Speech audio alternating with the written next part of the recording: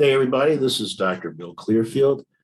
Today, we're going to discuss what my good friend, Dr. Jim Nacarado, calls cognitive dissonance. Doctors come to me because they want to learn a new style of medicine. You want more satisfaction from your life and your career. And yes, that dirty word money, we need to make some money so we can have some free time and we can enjoy the things in life that we want to enjoy. You want to do things that are important for you. So those of you who've got involved in our coaching program, what we do is we drill down and we get to the root causes or root issues of what's holding you back from being successful. A lot of times what happens is when we get close to the nub or close to the issue, we run into roadblocks because we don't want to spend our whole life being wrong.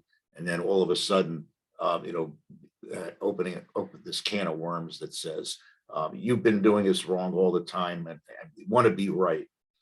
So some of the psychologists might call this a type of cognitive dissonance. Say that our cognitive in being that our belief system is somewhat is how we want it to be. And dissonance meaning that things aren't as we thought they were. And when we're challenged with it, we're going to shut down and get in the way of further success. We become uncomfortable, and the discomfort lies in the fact that we're being asked to stretch. You always want to do a little bit better than we did the time before, to look at things a little bit differently. For example, in our program, we talk about testosterone as an anti-inflammatory. Really? We're going to go use some testosterone cream instead of anti-inflammatories. That's absurd. If those of you in the advanced course will learn how to use aluminum foil to treat burns. Oh my God, aluminum foil to treat burns. And we use the good stuff. We use the 275 a roll, not the cheap stuff from the dollar store. Okay. Kind of ridiculous, right? You guys have partners. What are your partners going to say? What's the medical board going to say? And then says, so we're going to drill down, and we always have that. I know better, even if it's sort of yeah, right. Guy's a maniac, right? Or as one of my detractor doctors who wrote a letter said, ridiculous. See, so how do we handle conflict?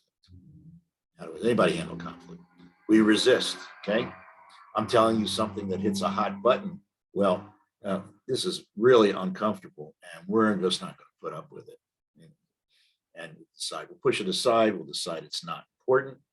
But if it's important enough, it's going to rear its ugly head. Then we turn around and we're going to turn on the deliverer. So I've been the victim of this many times, as you all have been in your careers. That when we tell patients, to eat right and exercise, we get a wink and a nod and says, oh, by the way, here, take the statin too, and that'll help. Because I guess that's kind of what's expected. Okay. Some of you will leave the program because, the pain's just too much. Okay. And even though we have these lofty goals, we want to be successful. We want more money. We want free time, less stress. But now that we're at the root, we're there. We just can't get over that hump. Okay. An old psychologist friend of mine, Jim Stallone, wrote a book probably 30, 40 years ago. It was called Growing Sane: Psychological Disturbances Accompanying the Growth of Consciousness. So think about that, right? It's everything we just talked about in the last 2-3 minutes. We're going to resist. We're depressed. We're doing this, but his theory is if you're striving for goals, if you're striving to get better, that the psychological stresses are a good thing, not a bad thing, and to don't put them away, but to embrace them and to learn from them. And it's a form of growth and healing. Instead of trying to fight the trend, go with it. Let the cognitive dissonance flow. And at the end of the day, instead of barriers to growth, we work through them.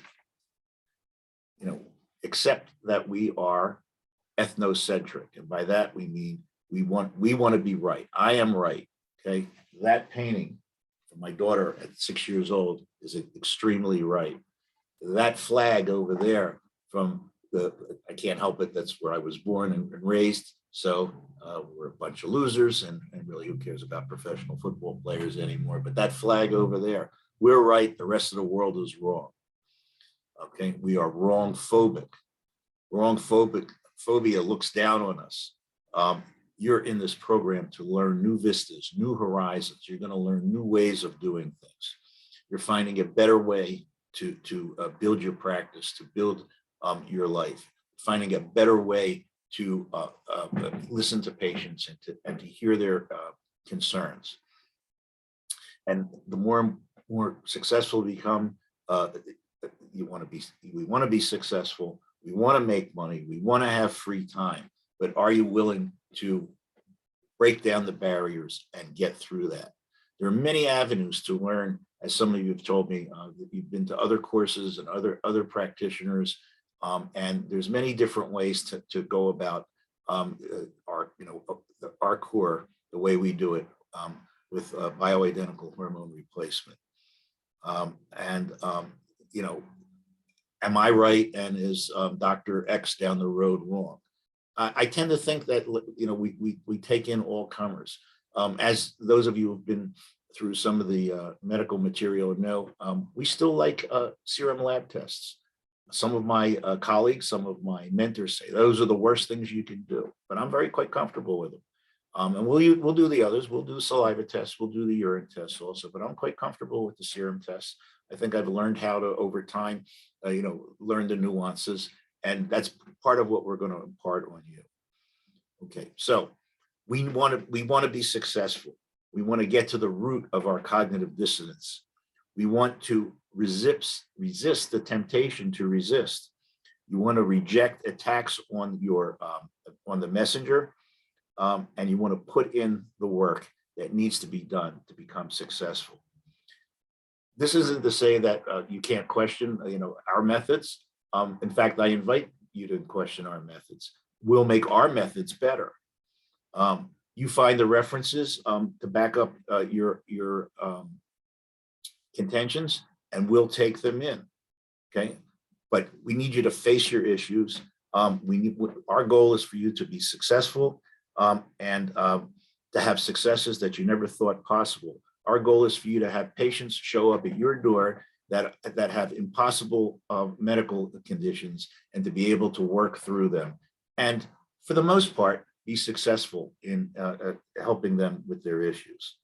Okay, that's the biggest kick for me. I have patients coming from, before the shutdown, I had patients coming from San Antonio, Texas.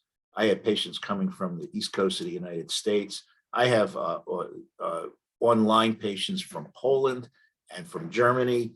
And that's, that's just an ego booster. That's just way too flattering.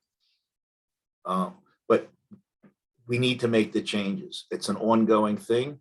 Sometimes it's tough love, it's tough medicine. We need to be honest with ourselves, and we need to identify and resolve those items, those things that are holding us back. So until next time, Dr. Bill Clearfield here. We want you to be successful, and please spread the word, and I'll see you again next time.